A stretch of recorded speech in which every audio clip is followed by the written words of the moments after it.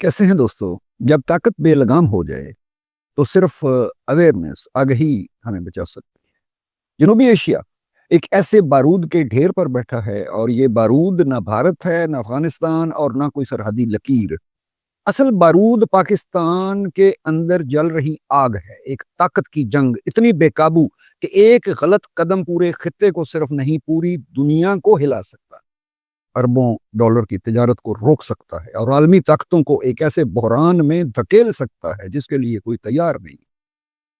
اور وہ بات جو آپ کو اور کہیں سے نہیں ملے گی کہ یہ عدم استحکام اتفاق سے ایکسیڈنٹلی نہیں بنتا، یہ سسٹم کے اندر سے مینوفیکچر کیا گیا ہے، بنایا گیا ہے، اور اس کی قیمت میں اور آپ ہم چکاتے ہیں۔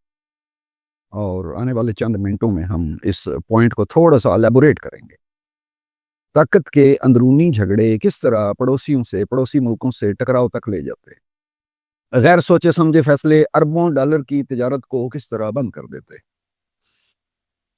پریزیڈنٹ پیوٹن اور پرائم منسٹر مودی کی گرم جوشی اور ان کے جبہے اور ان کی امبریسز پاکستان کے لیے کیوں انتہائی اہم ہے، اور کس طرح معمولی بارڈر جھڑپ جو ہے وہ طاقت کے جواز کے طور پہ اس کو استعمال کیا جاتا ہے۔ اگر آپ جاننا چاہتے ہیں کہ یہ خطہ واقعی کیوں اتنا خطرناک بنتا جا رہا ہے، اور یہ آپ کی جیب، آپ کے مستقبل اور پورے یوریشیا نقشے کو کس طرح متاثر کرتا ہے، تو یہ چند منٹ ضرور مجھے دیجیے گا، کیونکہ ایک بار یہ پیٹرن ہمیں سمجھ آ گیا تو ہم ان بحرانوں کو ایک ڈیفرنٹ آنکھوں سے دیکھیں گے۔ انکنٹرولبل طاقت جس کی کوئی بریک نہیں، ایک مضبوط ریاست کو توازن کی ضرورت ہوتی ہے، لیکن جب ریاست کا ایک ستون دوسرے پر حاوی ہونے لگے، دوسروں سب پر، تو ایک خطرناک عمل شروع ہو جاتا ہے۔ حکمت عملی کی جگہ جارحیت لے لیتی، سفارت کاری کی جگہ کمپیریٹیو ایک پاور، تقابلی طاقت، اور مذاکرات کی جگہ تصادم۔ اور یہی سوچ جب ادارہ جاتی یعنی انسٹیٹیوشنل بن جاتی ہے تو پھر کیا ہوتا ہے؟ پھر ریاست یہ سمجھنے لگ جاتی ہے کہ ملک کا واحد محافظ وہی ہے، چاہے غیر محفوظ حالات اسی کے پیدا کیے ہوئے۔ اور یہی اس خطے کے عدم استحکام کی جڑ ہے۔ وہ ایک بیان جس نے سوچ کا پردہ چاک کر دیا۔ ایک اہم ترجمان نے حال ہی میں کہا ہے کہ اگر ایک مخصوص سیاسی رہنما اقتدار میں ہوتا تو بھارت کے حملے پر وہ مذاکرات کے لیے بھاگ پڑتا۔ یہ جملہ تنقید سمجھ کر بولا گیا تھا، لیکن اس نے ایک بہت بڑی سچائی بے نقاب کر دی، اس پہ بات نہیں ہوئی۔ اور سچائی کیا؟ یعنی شو کیا گیا کہ بات چیت کمزوری ہے اور محاذ آرائی طاقت۔ یہی وہ سوچ ہے جہاں کشیدگی مفید بن جاتی، ٹینشنز کسی کے فائدے میں چلی جاتی ہیں، کیونکہ جنگی ماحول اس دعوے کو مضبوط کرتا ہے کہ صرف ہم ہی آپ کی زندگی اور مستقبل کے ضامن۔ جب یہ بیانیہ مقبول ہونے لگے تو پھر ہر بحران، ہر ٹکراؤ، ہر دباؤ ایک ثبوت بن جاتا ہے، ایک ایویڈنس، جس سے ایک خاص ستون کی اہمیت مزید بڑھتی چلی جاتی۔ جب سرحدی واقعات ہتھیار بن جائیں، جنوبی ایشیا کی سرحدیں ویسے ہی سینسٹیو ہیں، تو ہم کسی ایک بارڈر ایونٹ جو ہے وہ کیا کچھ کر سکتا ہے؟ جھڑپیں ہوتی رہتی ہیں، گولیاں چلتی ہیں، یہ جو پیٹرول دستے ہیں یہ آمنے سامنے آ جاتے ہیں، لیکن یہاں پہ میں یہ عرض کرنا چاہوں گا کہ ایک واقعہ جیو پالیٹکس کو نہیں بدلتا، جغرافیہ نہیں بدلتا، لیکن اس پر رد عمل پورے انوائرمنٹ کو بدل دیتا ہے۔ جب ایک معمولی جھڑپ کو کوئی ملک طاقت کے مظاہرے کے طور پر استعمال کرتا ہے، اسے قومی بیانیے میں بڑھا چڑھا کر پیش کرتا ہے، تو خوف اور کشیدگی، فیئر اینڈ ٹینشنز، اس کو مصنوعی طور پر اس کو بڑھا دیا جاتا ہے، اور ایک چھوٹی سی چنگاری پورا تماشا بن جاتی ہے، کیونکہ اصل محرک واقعہ نہیں ہوتا، اس محرک سے فائدہ اٹھانے والی طاقتیں ہوتی۔ اب پاکستان کو دیکھیں نا، تجارت کا جو نقصان ہوا، کتنا نقصان ہوا، ان سے پوچھیں نا جو اس سے متاثر ڈائریکٹلی ہوئے، ہونا سر نے ہے. یہ سیلف انفلکٹڈ انجری سے کہتے ہیں انگلش میں، اپنی ہی لگائی ہوئی چوٹ. یہ اندرونی طاقت کا مقابلہ صرف سیکیورٹی کو نہیں نقصان دیتا، یہ معیشت کو ایسے گھاؤ دیتا ہے، ایسے زخم دیتا ہے جو دہائیوں تک نہیں بھرتے. پاکستان کی تجارت افغانستان کے ساتھ، قانونی یا غیر قانونی، سمگلنگ یا ڈائریکٹ چینلز، تقریباً $5 ارب سے بھی زیادہ اس کے اثرات. یہ تجارت کیا کرتی تھی؟ منڈیوں کو چلاتی تھی، transport, trucking, cold chain, border economy, border کے جو ہزاروں خاندان بارڈر کے ساتھ رہتے، ان سب کا روزگار چلتا تھا. ویسے بھی آپ جانتے ہیں کہ افغانستان تو پاکستان کے 5ویں صوبے کی طرح، آپ کے پاس آپ کے گھر میں جو کچھ ہے وہ سارا کچھ افغانستان سے ملتا تھا، چاہے وہ مسالے ہوں، مرچیں ہوں، آلو ہو، ٹینڈے ہوں، جو بھی. اور اس سے بھی امپورٹنٹ، نہایت امپورٹنٹ، ذرا غور سے سنیے گا کہ پاکستان کے ایک نیچرل گیٹ وے تھا جو وسطی ایشیا تک پاکستان کی رسائی کو انشور کرتا تھا افغانستان. اس رستے کو ہم نے بند کر دیا، راداریاں جو ہیں وہ بند ہو گئی.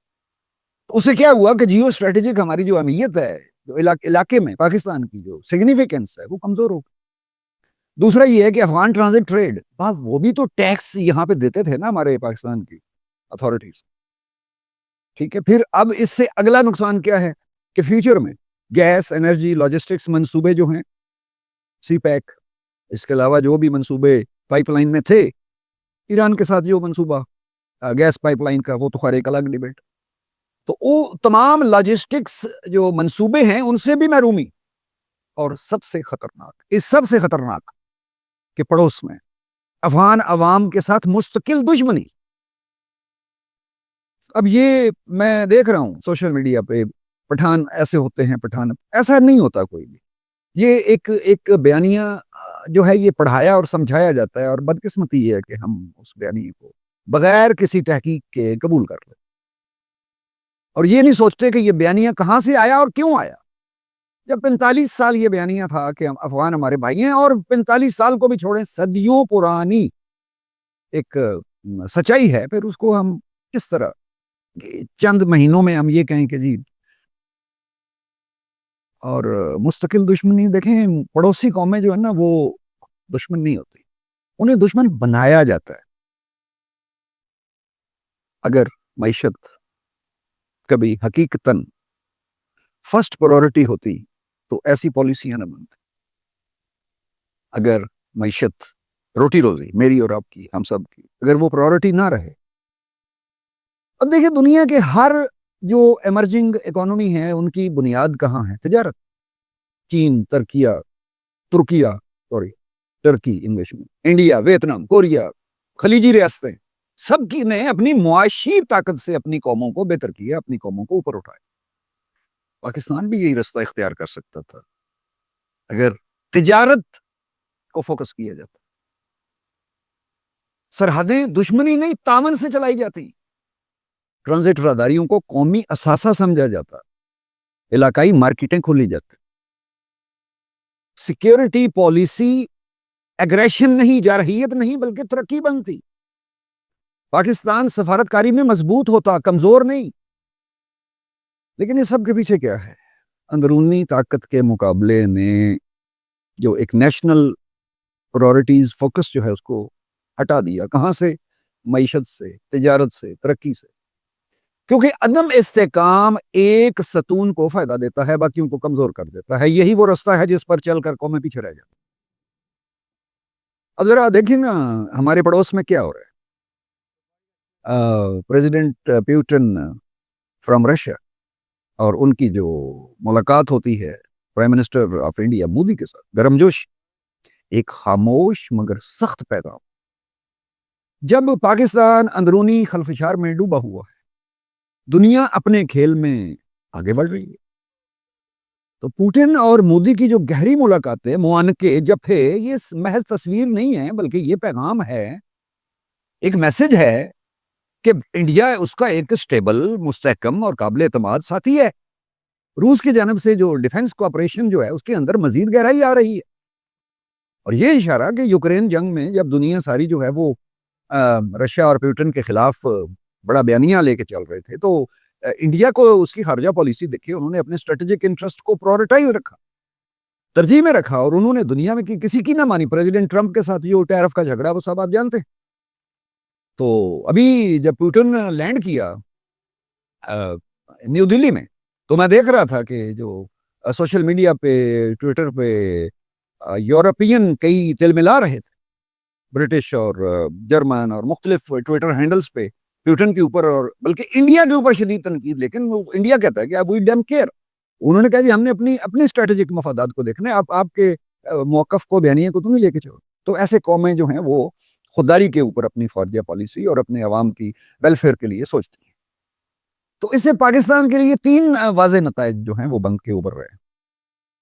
ذرا توجہ سے میری گزارش کو سنیے گا چند منٹ، کہ خطے میں جو ایک ملٹری بیلنس ہے وہ انڈیا کے حق میں، یہ پیوٹن کے دورے کے بعد وہ انڈیا کے حق میں زیادہ چلا جاتا ہے۔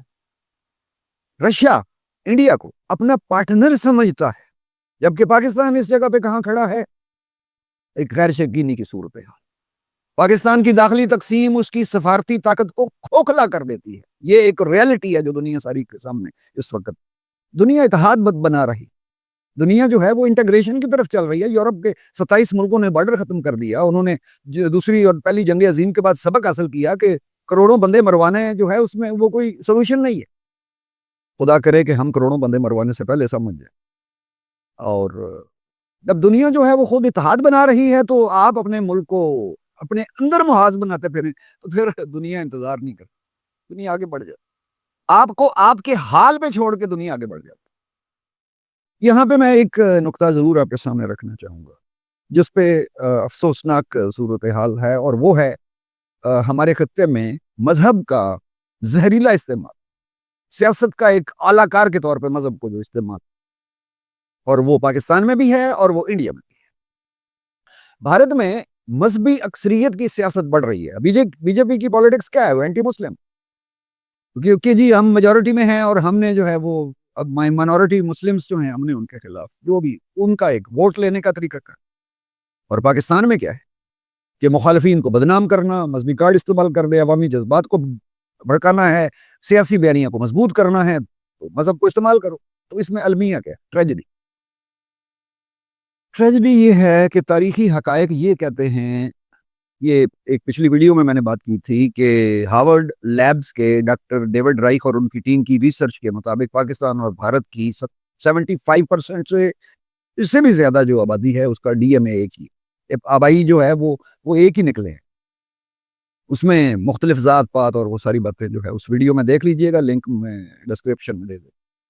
ہم جینیٹیکلی ایک دوسرے سے کہیں زیادہ جڑے ہوئے ہیں، فرسٹ کزنز سے بھی آگے، ہم سیم بلڈ، لیکن مصنوعی دشمن ہمیں بنا دیا گیا۔